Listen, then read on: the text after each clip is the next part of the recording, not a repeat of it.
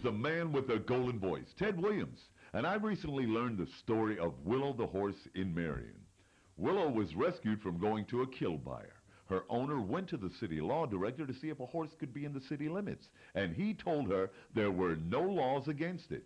So on February 16, 2007, Willow, who was underfed and 300 pounds underweight, came to live in Marion. And in 2010, the city council made a law saying that horses were not allowed to be housed in the city limits.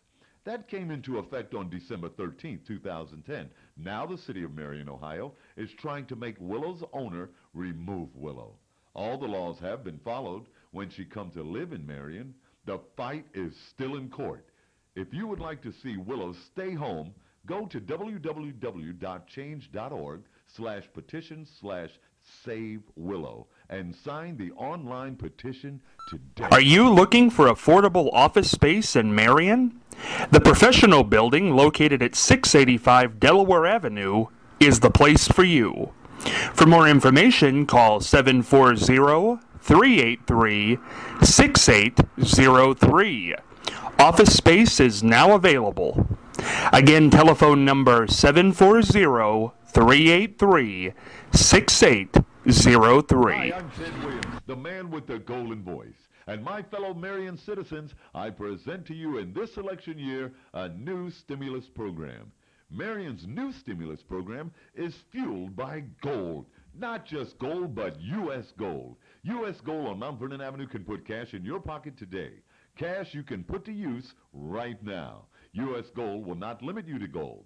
Bring your silver, your diamonds too. All are welcome to some stimulus.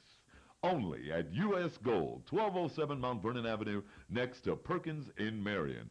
Or give them a call at 740-751-6351. That's 740-751-6351. We're open Monday through Wednesday from 10 a.m. till 7 p.m., Thursday 10 a.m. till 5 p.m., Fridays 10 a.m. till 7 p.m., and Saturdays 11 till 5. This is Scott Spears, and today we're joined by a man that I am truly proud to call a friend, the man with the golden voice, Ted Williams. Today, Ted and I are going to look back on the last year and a half in his amazing life. And before we go to him, you're about to see something very important. The jacket he wore on that YouTube video that went viral in January of 2011. Let's take a look at it. Well, I'm going to look at this for the first time in a long time, Scott, and I first of all want to thank you for this opportunity once again to kick it with my buddy. But yeah, this jacket I've given to my brother-in-law. His name is Gus Sariotis, and he's really kept it there. Even he kept the stench that it still carries. But I wanted to more or less just put myself in that day. When you're listening to nothing but the best of oldies, wait a minute. When you're listening to nothing but the best of oldies, you're listening to Magic 98.9. My goodness. And I guess the rest is history. You haven't done that since we talked about before we went on air. What's it feel like to be back in that jacket and say that line? It's a little haunting, to be honest with you. And only you can get this out of me, Scott. I mean, not that I wouldn't have done it for anybody else, you know, but you know, you're the only one that asked me to get this jacket out of storage or wherever he keeps it. But yeah, it's kind of deja vu-ish, you know. I'm going out to a Marion. I'm going out to a Marion street corner right now.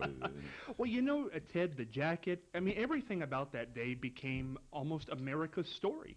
Yeah, well, a lot of people have said that in one form or another. You know, a lot of people identify with the homeless aspects of my life. A lot of people with the addiction effects of my life, and you know, losing custody of children. Living in shelters, underneath bridges, standing on corners with signs. And there are a lot of gifted people I want to, a lot of things, associate themselves with me. Yeah.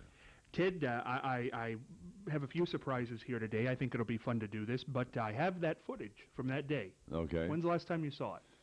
It's been a while. You know, I don't go online or anything to try to rehash any of those memories sometimes. Well, do you mind if we take a look? Yeah, let's look at it. Let's look at it. There are often homeless people asking for change from freeway exit ramps. Then come in now. Yeah. In this guy with an interesting sign at I-71 Hudson Street. His handwritten sign says he has the God-given gift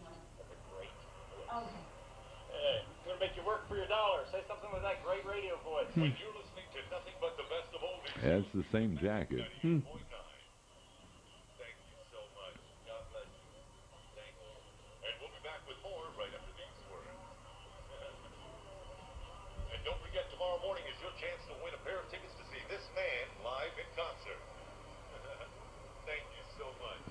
Well, when I was 14 years old, I was born and raised in Brooklyn, New York. When I was 14, I kind of listened to one of our... Now, that's the part that really gets me. Trip to go meet the guy, and he looked nothing like what he sounded like. Hank Spann. I asked him about that, and he said to me, listen, radio is defined theater of mind.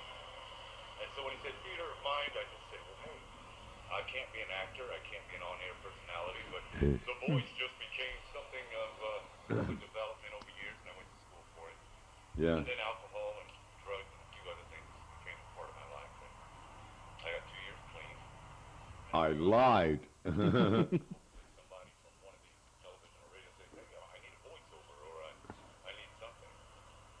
So, you know, I'm hoping one day, Family Guy, weeknights at 7:30 on Fox 28. Anything, but that's what it is. And I love radio. You said it there, right? You lied about that. Yeah, I lied. That was one of the things that Dr. Phil really focused on, was my straightforwardness about my sobriety. But I was hoping that if somebody heard me or, you know, and said, oh, the guy's trying, he's got 2 years clean, that it could probably open a door. And I felt so bad about that, you know, that I lied. But, gee, just because I guess I felt bad about it, I feel like the Lord said, well, Ted, okay, you did feel bad about it, so here's a blessing. Take me back to that day. Where were you in your life? I was at my lowest point, I will say that, Scott.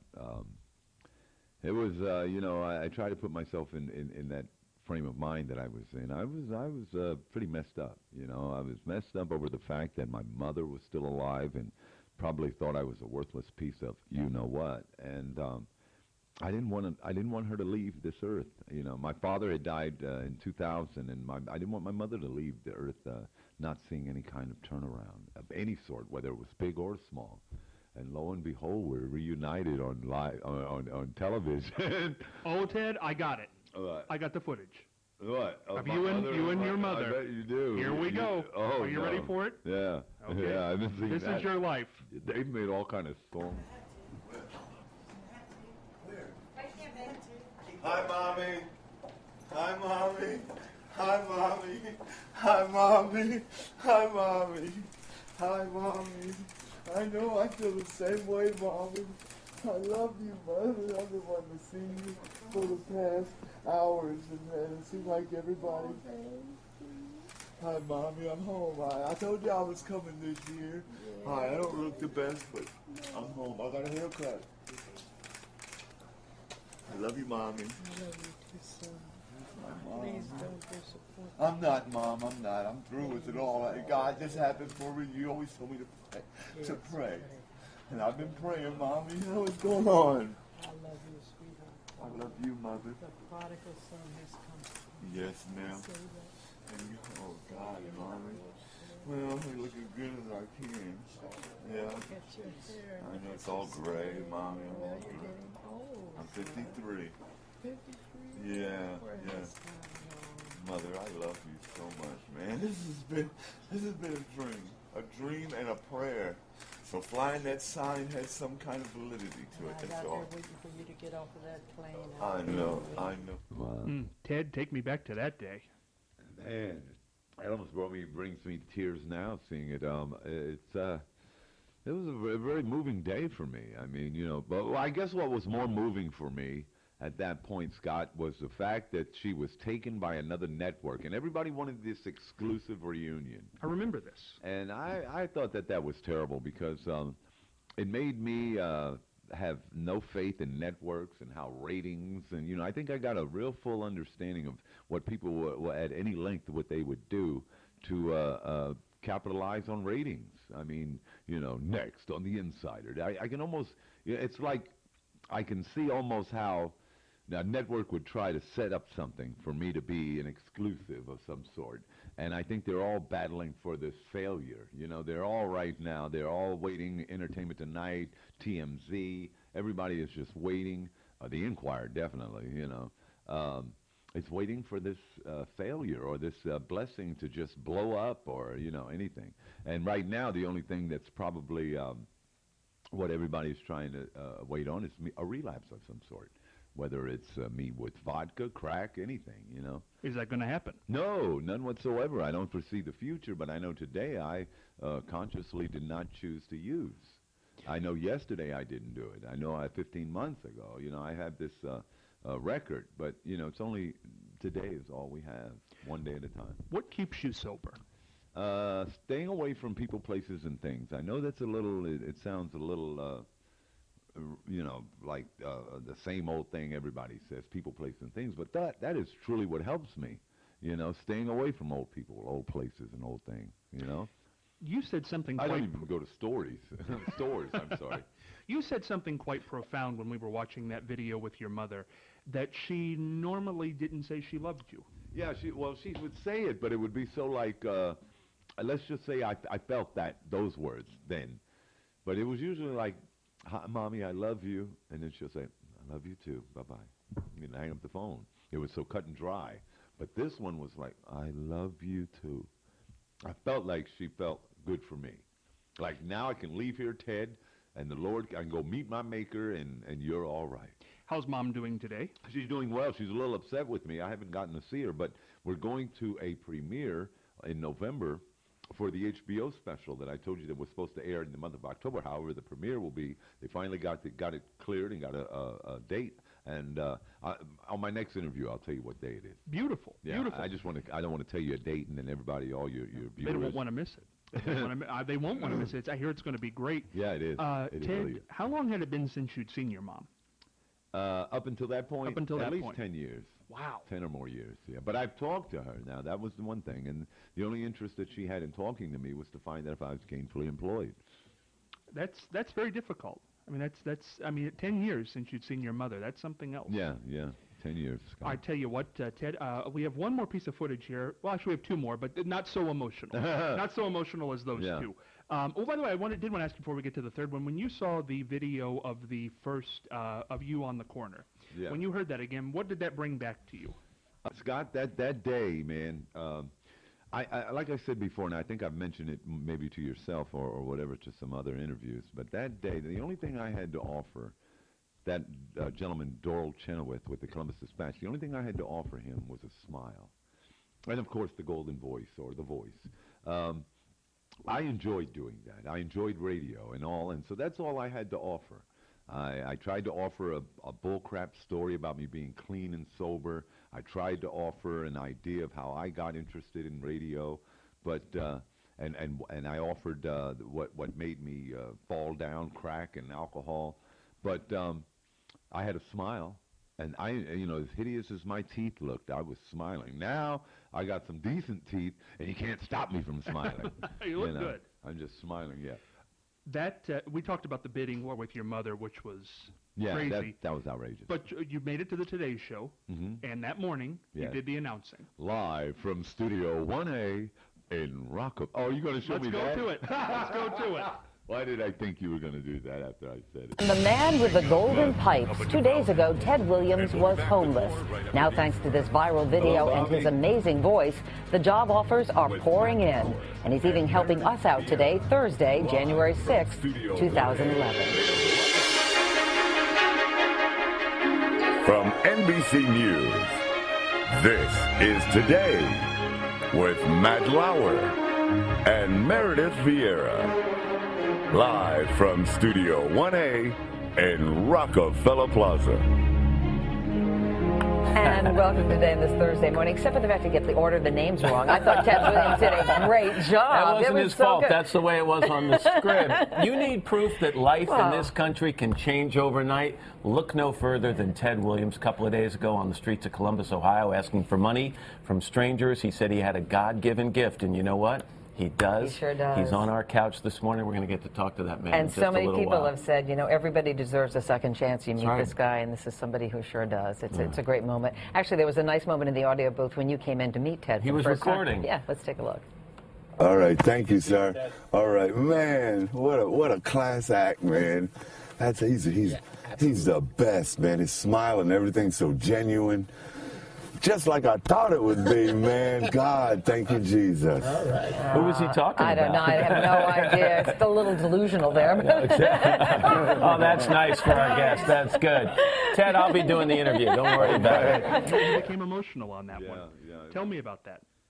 Man, meeting Matt Lauer. I might get emotional now, but meeting Matt Lauer was like God had answered a prayer of mine, like specifically. You know how you might pray for everybody and prayers get answered and you never really can put a nail on one to say, hey, my prayer's been answered. But that was a prayer that I had really I prayed one day that I would possibly do the opening for the Today Show. I really did. I'm telling you, Scott, from the heart. I really did pray, could I possibly do an opening for a show or a night? I used to always try to, excuse me, I'm sorry, man. No, it's fine. I mean, my goodness, and how well you did it. I mean, it was amazing. It was like God, gave me that shot, man. And it was like a dream come true, a blessing, a prayer answered. And I really enjoyed that because it was just 2 days before this, Scott. I was laying on a floor, and I was watching the Today Show, and I was just doing what I do normally when I hear that the other VO's voice, and I would say live from Studio 1A in Rockefeller Plaza. And my girlfriend Kathy, who's here today, she said, "Oh, stop all of that. It's never going to happen. You know, those are dreams, pipe dreams, and all." And 2 days later, I was doing it. I couldn't believe it. It happened. It was like, wow.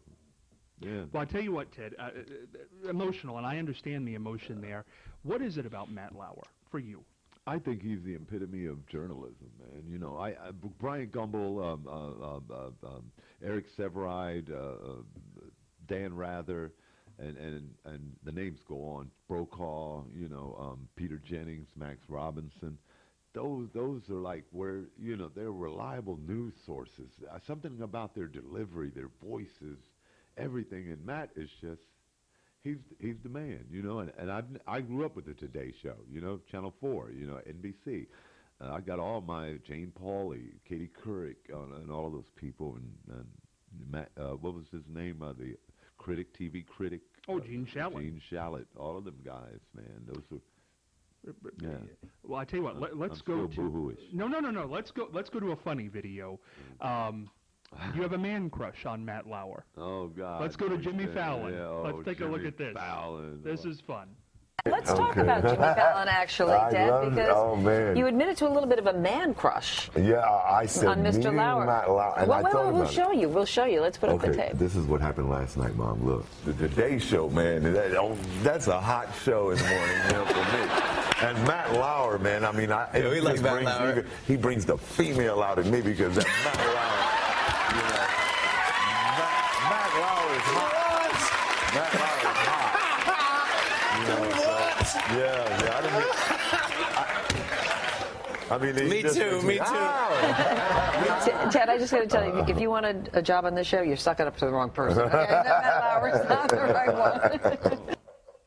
And I think it was very apparent that I was really goo-goo gaga over Matt Lauer. Now, Ted, let's talk about it here. He brings out the female in you. What happened? I don't know. Let's just say I felt like women feel when they meet a man that they really admire. I don't like him as far as the bedroom or anything like that. It was, it was just an admiration. It was like, women are more so. Although I've seen some men not carry that on about another man like that, but I've seen men, go goo goo gaga over women. But usually women just associate the way a man melts them, whether it's his voice, his aura, all of that, and I've heard women, like, oh God, look at that man. Now I didn't look at Matt like, oh, what a hunk, or nothing like that, but I just looked at him from a professional standpoint, and I just wanted to be a female for that day, and I guess, hey, Matt Lauer, you go, Matt. Do you regret saying that? No. Okay, good. None whatsoever. I don't regret it. I would have loved to said that maybe for somebody's personal camera that millions of people wouldn't have seen, you know. But Matt, I love you. Matt Lauer, I love you. Does he still bring out the female in you? No, I've gotten over it. You've gotten over it. You've moved past it. I've gotten on. I moved on. Ted, you went on from the Today Show. The big thing, I think, was Kraft. Kraft came in Kraft macaroni and cheese. Cheesy noodles topped with golden brown breadcrumbs.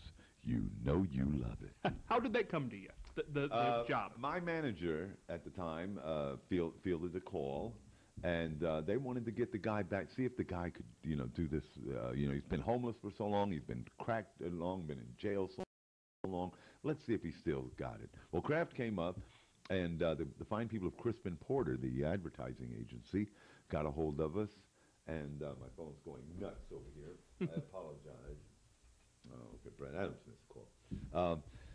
Kraft came up and asked me, well, could I read it? And I don't know. I've seen it on YouTube, outtakes and all of that, because it was like that. You know you love it was the one line that nobody could hear what the people were in the studio, in the engineering room could say to me, but they were like, Ted, come up with this.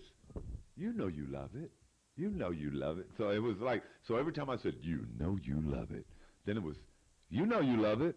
Then I got mad. I got really, now here's a crackhead who hadn't been clean, who went to New York, who had $20,000 in his hand, cash, a big stack. And here I am having this man tell me, Ted, that ain't the way we like to hear it. You know you love it. You know you love it. You know, so I got mad, and I was like, Kraft, you know you love it. I was mad. They was like, no, Ted, no. But now I got it perfected. Let's hear it one more time. You know you love it. Do you want to see the outtakes? Scott, what is he doing? Here we go. I love you, Scott Spears.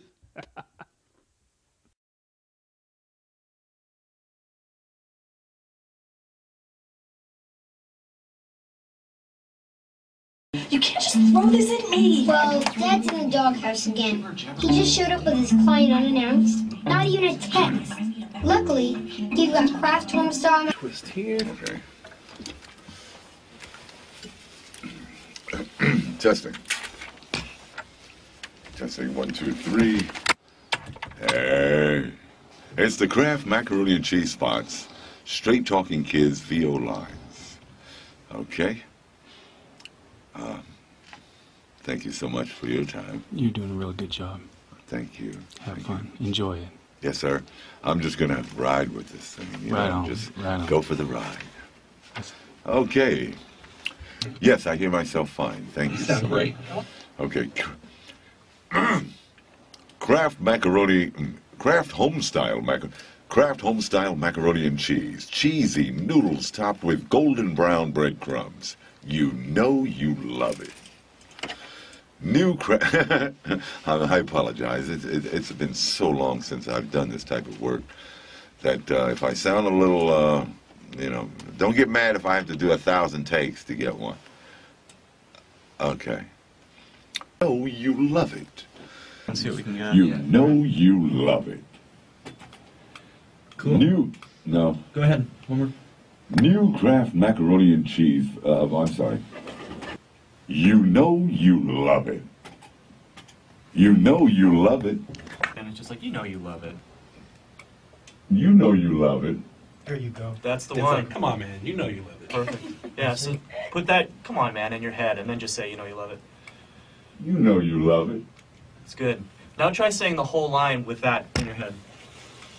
Kraft homestyle macaroni and cheese. Cheesy noodles topped with golden brown breadcrumbs. You know you love it. I think that's it. New Kraft macaroni and cheese pasta. Sorry. Are going to air for the first time this Sunday. Yeah. And what's great about it is this Sunday, Kraft is the sponsor of this large football game. Kraft homestyle macaroni and cheese. Cheesy noodles topped with golden brown breadcrumbs. You know you love it.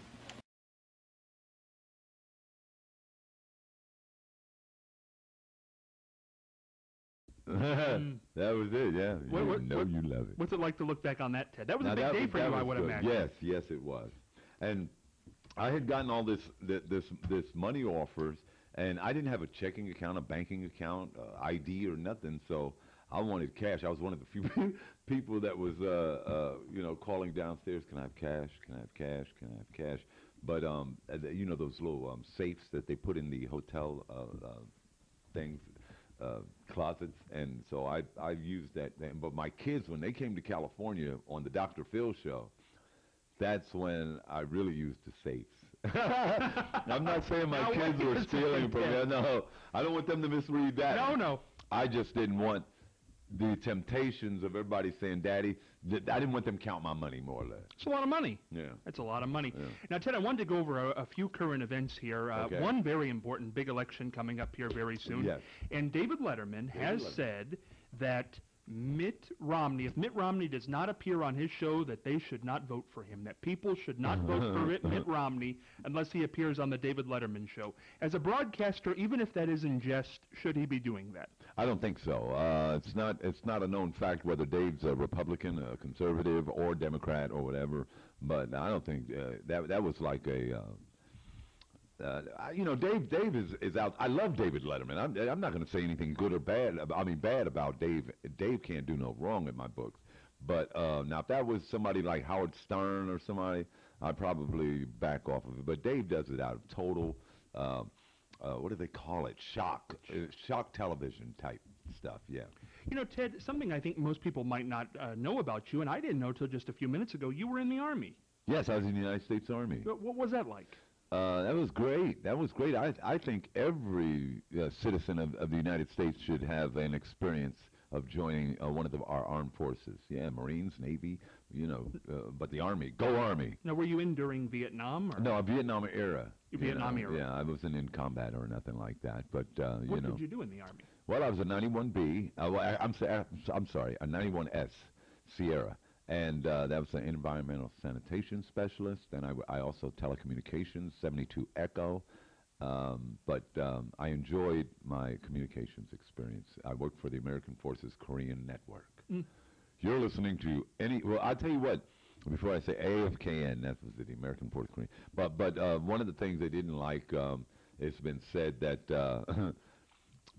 I was in the Army and I was a PFC. That's the E3, right? So one morning I would be Ted Williams, Private First Class, Ted Williams. Then I would be Gunnery Sergeant Ted Williams the next day. Then I was Navy Seaman. And then I was Air Force Tech Sergeant, and every day I had a different rank and a different, branch of the military. And I don't think that sat well with the captains, majors, lieutenants, and all of that. But you look back on that as a good time. Yeah, I was Good Morning Vietnam in the Army. Yeah, because all I was supposed to do was just run the syndicated program that we had from stateside, over the air. But I was on there. Good morning, I'm Ted Williams, Army Private Ted Williams, reporting the news. Then it was, good morning, I'm Navy Seaman Ted Williams. And it was like, damn, how many branches does this guy belong to? I love it. Yeah. I love it. Now, Ted, when you were on my radio show, about 4 or 5 months ago now, yes, sir. We had a morning where I had a few taped segments for you. Mm-hmm. And there were a few people who couldn't get in that day who want to get in now. So we have a few taped segments for you here. Is that right? Here's one. You might not recognize this guy, but I think you're going to recognize the voice. Okay. We'll get it up here. This is Steve Zernkelden. And if you don't recognize the name, maybe you'll recognize this. In the criminal justice system, the people are represented by two separate, yet equally important groups. That is, of course, part of the opening line from TV's Law & Order. And I want to send a warm welcome to the man with the golden voice, Ted Williams. Since Ted gained widespread media attention when an interview made during a period when he was homeless went viral after being posted on YouTube in early January 2011, I, along with countless others, have followed his progress and wish him the very best. What a voice. I'd also like to congratulate Ted on authoring A Golden Voice, How Faith, Hard Work, and Humility Brought Me from the Streets to Salvation. Ted, a journey like yours is truly an American story. Stay strong, stay well, and keep going forward. I'm sure the best is yet to come. Kind of cool, huh, Ted? Wow, man, you're going to make me have a man crush on him. Now, in the criminal justice system. Do you look up to people like Steve Zernkelden? Yes, I do. Yes, I do. There's so many golden voices. I mean, I don't hold the title, but I will say that God blessed me with my voice, and God blessed him as well. But there's so many golden voices, and yes, I look up to him. I look up to Don LaFontaine. I look up to the one that does the nationwide insurance. Are you in good hands? Hey, he's brilliant. I love him. You know, or Michael Buffer. Oh. You know, or you know, some of those guys' voices, man. And then Mel Blanc. Oh. All hats off to Mel Blanc. Yeah. Yeah. Now Gary Owens. Gary Owens. That was one on the first morning we had. Now I do want to run through something here called the Proust questionnaire, because I thought this would just be fun. I'm going to shoot a question. You shoot the first thing comes into your mind. Yes, sir. Okay. Principal aspect of your personality. Giving. What you appreciate the most in your friends. Honesty. Your main fault. My main fault. I have so many, but my main one is I have a lot of faults. I guess no foreplay. No, I'm just teasing. Let's see. Oh God, you're probably gonna. Oh my goodness. Sorry. No, that was okay. Go ahead. Okay, no foreplay. I'm gonna leave that. Let's leave it. Favorite occupation. Radio announcing. Idea of happiness. Money. Idea of misery. No money. Yeah. If not yourself, who would you be? If not myself, who would I be? James Earl Jones. Good one. Where would you like to live?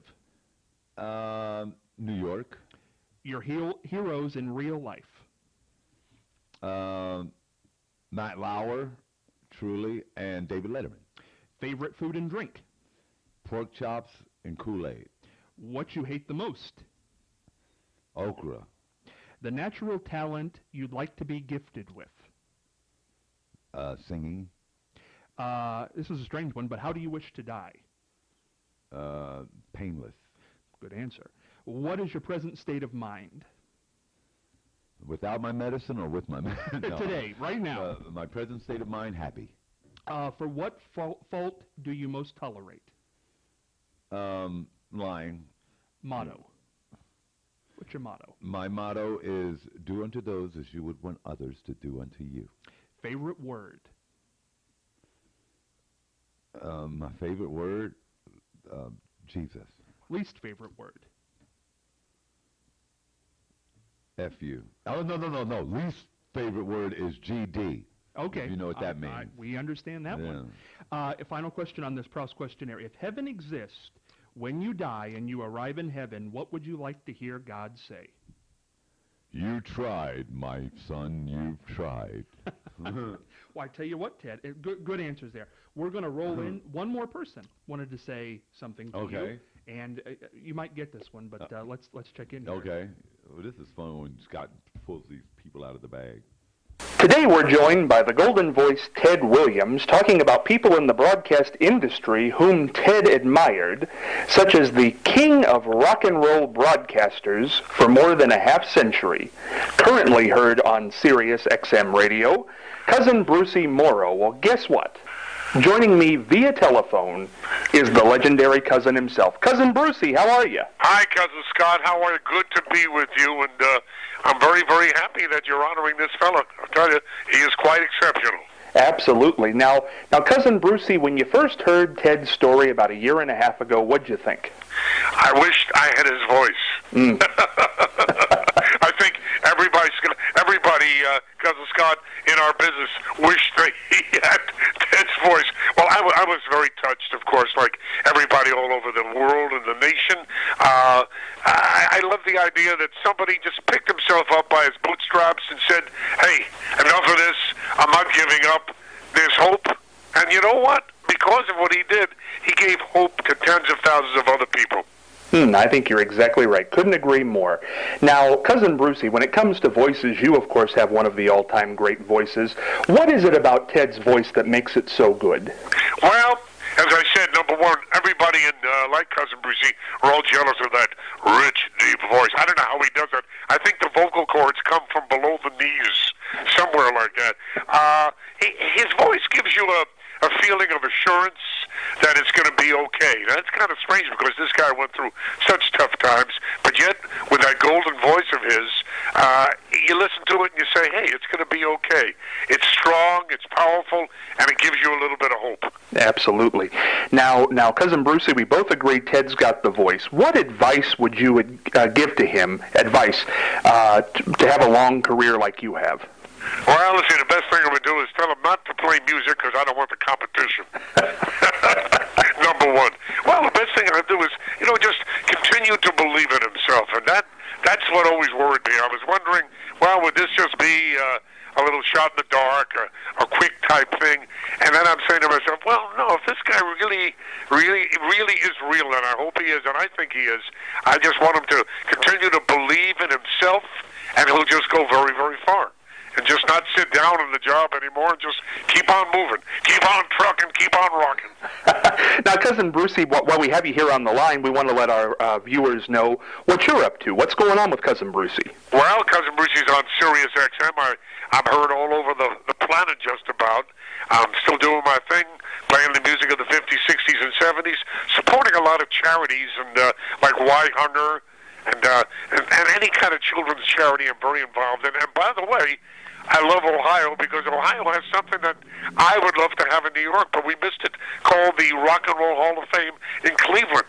Now, it's in Cleveland, and I respect that, and by the way, I'll be coming there probably next month sometime to do my radio show. But that's what I'm involved in. I have 2 books on the market now.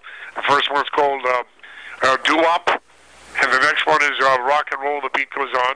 The first one's about growing up in the 50s and 60s and the development of rock and roll.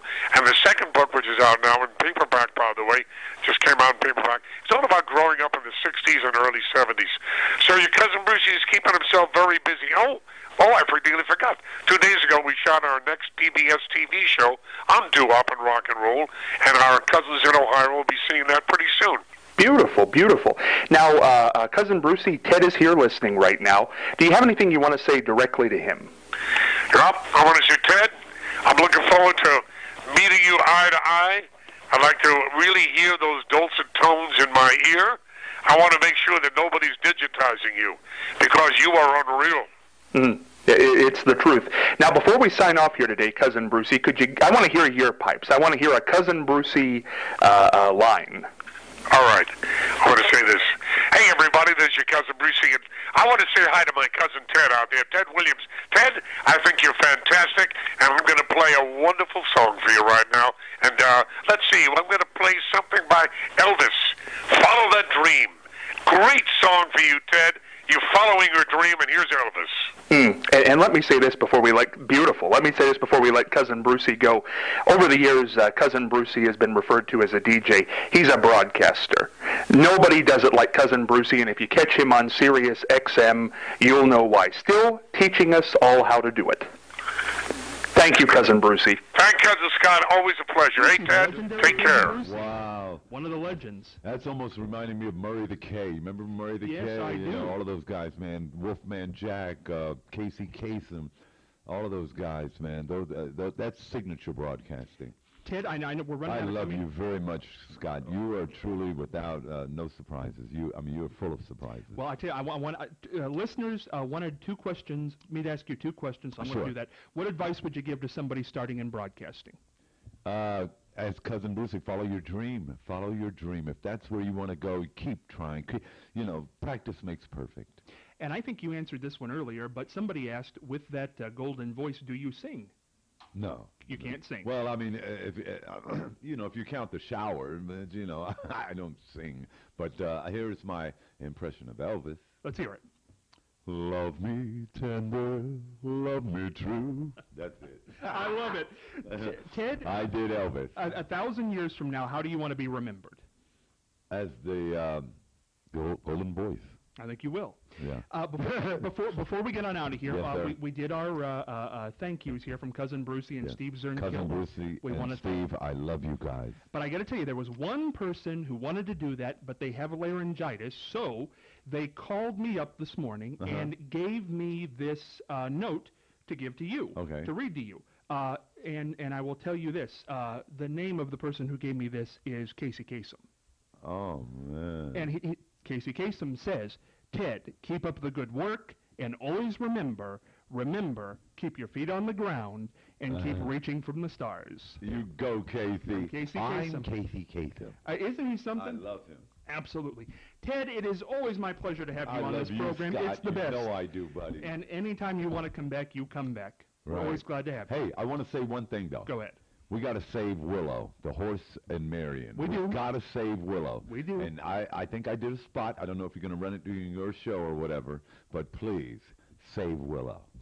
Ted Williams, I couldn't echo those sentiments more. A man with a golden voice and a golden heart. Add that. Take care.